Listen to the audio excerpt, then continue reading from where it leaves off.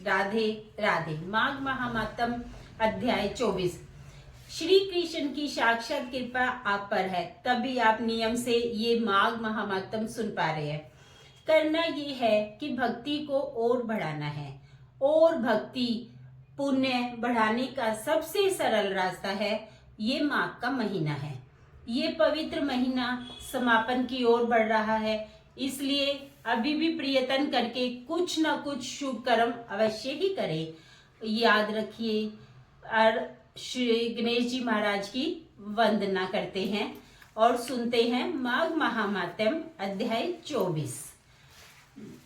कैलाशी शिव सुत सुनो, करो भक्त कल्याण, सब जग द्वारे आ खड़े, आज बचा लो प्राण। बोले गणेश जी महाराज की जय। आप पर श्री कृष्ण की साक्षात कृपा है, तभी आप ये माघ महात्म्य सुन पा रहे हैं। तो इसीलिए इनको ज्यादा से ज्यादा शेयर भी करिए, क्योंकि हमें सनातन धर्म को बढ़ाना है। कल हमने माघ महात्म्य के अध्याय 23 में महर्षि वशिष्ठ जी राजा दिलीप को उनके पुत्र वत्स का प्रसंग सुना रहे थे। इस तरह स्त्री के साथ विवाह करना चाहिए, कैसी स्त्री होनी चाहिए, ये कथा सुनी थी। अब आगे की सुनते हैं। महर्षि वशिष्ठ जी कहने लगे, हे राजा दिलीप, ऋषि पुत्र वत्स भार्या की इच्छा के साथ अपने स्वाध्याय में लगे रहे। अब उनकी भार्या की कथा सुनो। हे राजन, भोजपुर में उज्जवत नामक एक श्रेष्ठ मुनि थे। उनकी कमल के समान मित्र वाली कन्या थी, जिसका नाम सुव्रता था। वह माघ मास में प्रतिदिन सवेरे ही उठकर अपने कुमारी सखियों के साथ कावेरी नदी के पश्चिम गामी पर स्नान किया करती थी। स्नान करते हुए वो प्रार्थना करते हुए देवी से कहती थी, हे देवी, तुम पर्वत की घाटी से निकलकर श्री रंग क्षेत्र में प्रवाहित होती हो। श्री कावेरी, तुम्हें नमस्कार है, मेरे पापों का नाश करो। हे देवी, जो माघ मास में तुम्हारे जल में स्नान करते हैं, तुम उनके बड़े बड़े पापों को हर लेती हो। माता, तुम मुझे मंगल प्रदान करो। हे पश्चिम वाहिनी कावेरी, मुझे पति, धन, पुत्र, संपूर्ण मनोरथ और पतिव्रत पालन करने की शक्ति दो। ये कहकर सुव्रता कावेरी नदी को प्रणाम करती और जब कुछ कुछ सूर्य का उदय होने लगता, उसी समय वह नित्य स्नान किया करती थी। इस प्रकार उसने 3 वर्षों तक माघ स्नान किया। उसका उत्तम चरित्र तथा गृह कार्य में चतुरता देखकर पिता का मन बड़ा प्रसन्न रहता था। वो सोचते थे, अपनी कन्या का विवाह मैं किससे करूं। इसी बीच में कुत्स मुनि ने अपने पुत्र ब्रह्मचारी वत्स का विवाह कराने के लिए ऋषि उच्चैत की सुमुखी कन्या सुव्रता का वरण करने का विचार किया। सुव्रता बड़ी सुंदर थी, उसने अनेक शुभ लक्षण थे। वह बाहर भीतर से शुद्ध तथा निरोग थी। उस समय उसकी कहीं तुलना नहीं की जा सकती थी। वह मुनि वत्स मुनि उससे विवाह करने की अभिलाषा की।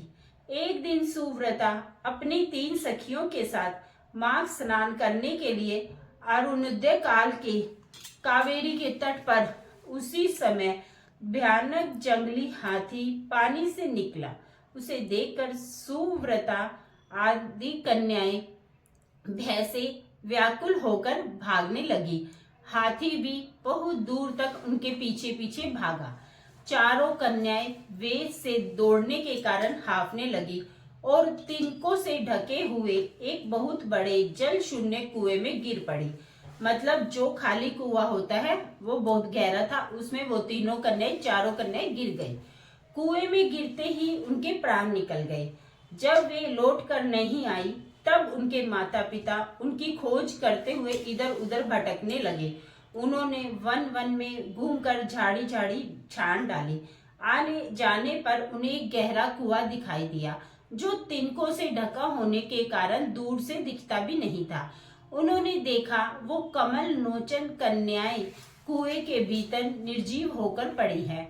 उनकी माताएं कन्याओं के पास चली गई और शोकग्रस्त हो बारंबार छाती से लगाकर जोर जोर से रोने लगी और बोलने लगी, क्या सुव्रते, सुरसे, कमले, विमले आदि नाम ले लेकर विलाप करने लगी। कन्याओं की माताएं जब इस प्रकार जोर जोर से रो रही थी, उसी समय तपस्या के भंडार, कांतिमान, धीर तथा जितेंद्रिय श्री मृग श्री मुनि वहां आ पहुंचे। उन्होंने मन ही मन एक उपाय सोचा और सोचकर उन कन्याओं की माताओं को आश्वासन देते हुए कहा, जब तक इन कमल नयनी कन्याओं को जीवित न कर दूं, तब तक आप लोग इनके सुंदर शरीर की रक्षा करें।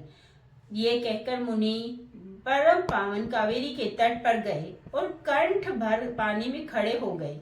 मुख पर भुजाओं को ऊपर उठाए सूर्य देव की ओर देखते हुए मृत्यु देवता की स्तुति करने लगे। इसी बीच वे वही हाथी पानी के अंदर से उठकर बाहर निकला और उन ब्राह्मण मुनि को मारने के लिए सुदर्शन उठा कर बड़े वेग से उनके समीप आया।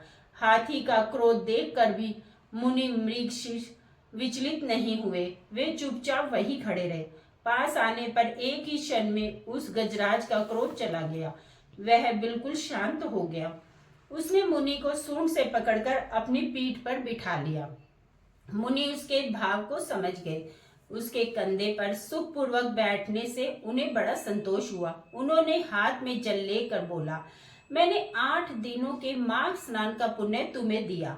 यह कहकर उन्होंने वो जल हाथी के मस्तक पर छोड़ दिया। इससे गजराज पाप रहित हो गया और मानो इस बात को वो स्वयं भी समझते हुए बड़े जोर से गर्जना की और बहुत जोर की आवाज करने लगे। और इस गर्जना से मुनि के मन में बड़ी प्रसन्नता हुई और उन्होंने उस गजराज के ऊपर अपना हाथ फेरा। मुनि के हाथ का स्पर्श होने से उसने हाथी का शरीर त्याग दिया और आकाश में देवता की भांति दिव्य रूप धारण किया। ये सब मुनि कुछ आश्चर्य देख रहे थे। तब दिव्य रूपधारी उस जीव ने कहा, हे मुनीश्वर, मैं कृतार्थ हो गया, क्योंकि आपने मुझ अत्यंत निंदित और पापमय पशु योनि से मुक्त कर दिया। हे दयानिधि, अब मुझे आपको पिछले जन्म का सारा वृतांत बताता हूँ, सुनिए। पूर्व काल की बात है, मैं नैषद नगर में विश्वगुप्त नाम का प्रसिद्ध परम धर्मात्मा तथा स्वधर्म पालन से तत्पर एक वैश्य रहते थे। मैं उन्हीं का पुत्र था। मेरा नाम धर्मगुप्त था। स्वाध्याय, यजन, दान, सूद लेना, पशुपालन, गोरक्षा, खेती, व्यापार सब मेरे काम थे। हे द्विज श्रेष्ठ, मैं अनुचित काम और दम से सदा दूर रहा। सत्य बोलता और किसी की निंदा नहीं करता था। इंद्रियों को काबू में रखकर अपनी स्त्री से ही अनुराग करता था और पर स्त्रियों के संपर्क से बचा रहता था। मुझ में राग, भय, क्रोध नहीं थे। लोभ और मत्सर को भी मैंने छोड़ रखा था। दान देता, यज्ञ करता, देवताओं के प्रति भक्ति रखता और गायों और ब्राह्मणों के हित में संलग्न रहता। सदा धर्म, अर्थ और काम का सेवन करता। व्यापार के काम में कभी किसी को धोखा नहीं देता। ब्राह्मण लोग जब यज्ञ करते उस समय उन्हें बिना मांगे ही धन दे देता था। समय पर श्राद्ध तथा संपूर्ण देवताओं का पूजन करता था। अनेक प्रकार के सुगंधित द्रव्य, बहुत से पशु, दूध, दही, मट्ठा, गोबर, घास, लकड़ी, फल, मूल, नमक, जायफल, पीपल, अत्र, साग के बीज, नाना प्रकार के वस्त्र, धातु, ईख से, रस से तैयार होने वाली वस्तुएं और अनेक प्रकार के रस बेचा करता था। जो दूसरों को देता था वह तोल में कम नहीं रहता था और जो औरों से लेता था वह अधिक नहीं होता था। जिन रसों के बेचने से पाप होता है उनको छोड़कर अन्य रसों को ही बेचा करता था। बेचने में कभी किसी प्रकार का छल कपट नहीं करता था। जो मनुष्य साधु पुरुषों को व्यापार में ठगता है वह घोर नरक में पड़ता है तथा उसका धन भी नष्ट हो जाता है। मैं सब देवताओं, ब्राह्मणों तथा गौ को प्रतिदिन सेवा करता और पाखंडी लोगों से दूर रहता था। हे मुनि, किसी भी प्राणी से मन, वाणी और क्रिया द्वारा ईर्ष्या किए हुए बिना ही जो जीविका चलाई जाती है वह परम धर्म है। मैं ऐसी ही जीविका से जीवन निर्वाह करता था। माघ महात्म अध्याय 24 समाप्तम। ये हाथी ने अपने पिछले जन्म में धर्मगुप्त वैश्य के रूप में सभी पुण्य कर्म ही किए थे। फिर क्या हुआ जो उसे हाथी की योनि मिली? इस प्रश्न का उत्तर हम माघ महात्म के अगले अध्याय में जानेंगे। तो देखिए, बार बार कह रही हूँ, ये संसार हमको जो लगता है अपना, पूरी तरह झूठ है। बस ये एक केवल एक सपना है। याद रहता सबको अपना हर एक काम है।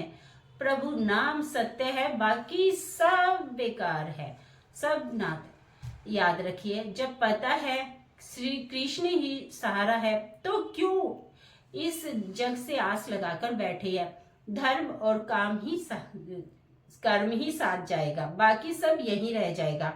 हम जब तक जग में ज्यादा ध्यान देते हैं, कर्मों में नहीं। इसलिए बता रही हूँ, अभी भी समय है, जागो और करो। कलयुग में तो मुक्ति पाना बड़ा सरल है। हमारे साधु संतों ने कहा है, कलयुग केवल नाम आधारा। सिर्फ नाम जाप कर लो, भक्ति मुक्ति प्रेम शक्ति सब मिल जाएगा। इसलिए प्रेम से, मन से हर पल हर सांस के साथ जाप कीजिए और बोलो हरे कृष्णा कृष्णा कृष्णा हरे हरे, हरे Ram Ram Ram Hare Hare. Please in videos को ज्यादा से ज्यादा शेयर करें। माघ मास के प्रभाव को सबको बताइए। अपने शास्त्रों का ज्यादा से ज्यादा प्रचार कीजिए, ये भी एक सेवा है। और अगर आप चैनल पर नए हैं तो प्लीज चैनल को सब्सक्राइब करें और बेल आइकन को जरूर दबाएं, क्योंकि ताकि हर वीडियो की नोटिफिकेशन आप तक पहुंच सके। और अगर आपको वीडियो अच्छी लगे तो लाइक भी जरूर करिएगा, क्योंकि उससे हमें बहुत मोटिवेशन मिलता है। आपका एक लाइक हमारे लिए मोटिवेटेड होता है, तो इसीलिए। और अगर आपको भक्ति से रिलेटेड कोई ज्ञान है तो वो भी कमेंट बॉक्स में लिखकर जरूर बताइए, क्योंकि ज्ञान बांटने से बढ़ता है और हमें सनातन धर्म को भी बढ़ाना है। धन्यवाद।